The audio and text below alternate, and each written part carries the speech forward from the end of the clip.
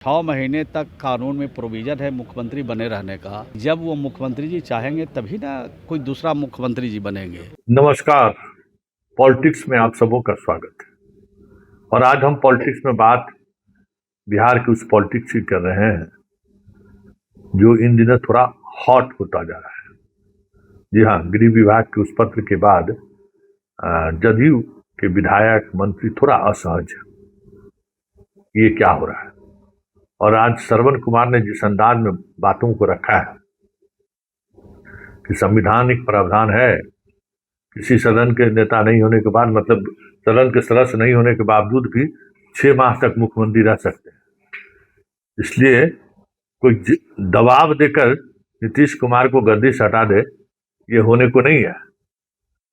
जरा सुनिए श्रवण कुमार ने कहा क्या है। देखिए, जल्दीबाजी तो नियम है, कानून है और मुख्यमंत्री जी की इच्छा भी है कि जब वो मुख्यमंत्री जी चाहेंगे तभी ना कोई दूसरा मुख्यमंत्री जी बनेंगे। जब तक वो मुख्यमंत्री हैं और 6 महीने तक कानून में प्रोविज़न है मुख्यमंत्री बने रहने का, तो जब वो त्यागपत्र देंगे, परित्याग करेंगे मुख्यमंत्री का पद, तभी कोई ना मुख्यमंत्री बनेगा। इसमें जल्दीबाजी का क्या बात है? अगर कोई जल्दीबाजी करने की कोशिश करेंगे तो वो तो नियम है, कानून है, उसके हिसाब से कार्रवाई होगी। तो आपने सुना कि श्रवण कुमार कह क्या रहे हैं, लेकिन सवाल ये है कि इस स्थिति में जदयू है क्या, या फिर जदयू के श्रवण कुमार को छोड़ दें तो अधिकांश लोगों ने तो चुप्पी साध रखी है।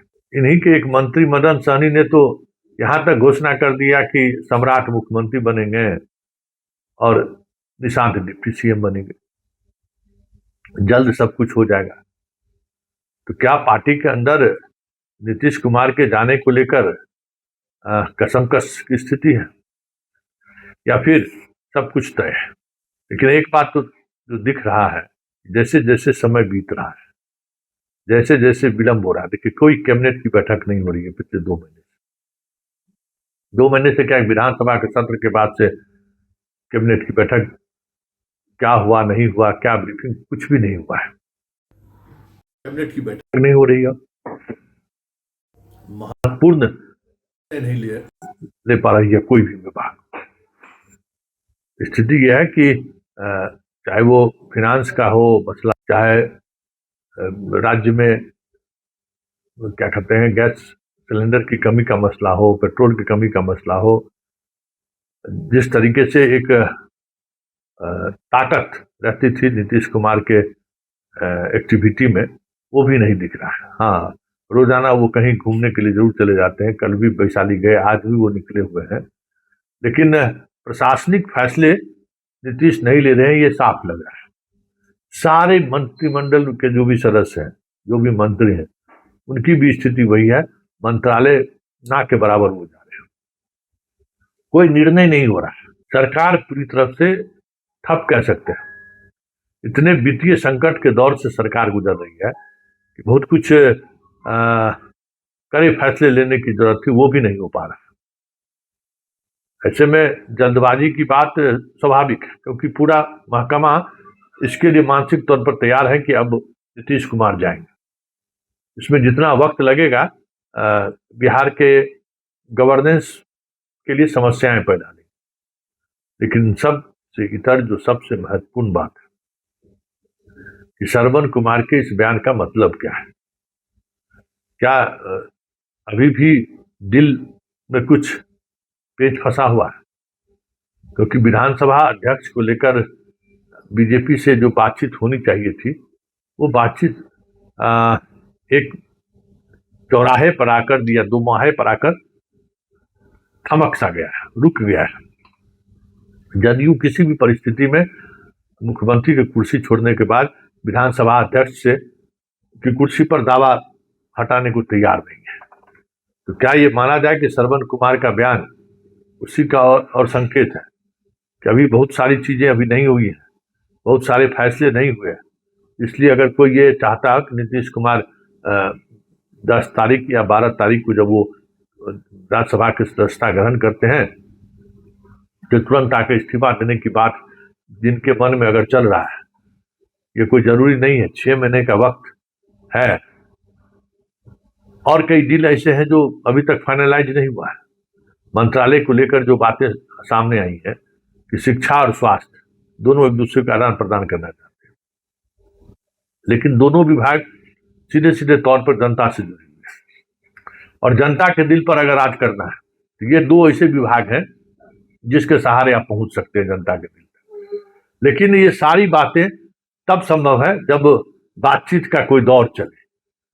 संजय झा और ललन सिंह पिछले सप्ताह आए थे, कुछ बातचीत हुई थी, लगातार बैठकों का सिलसिला भी चला था, लेकिन उन सबों के जाने के बाद बातचीत ठहर गई, सदन का सत्र चल रहा था।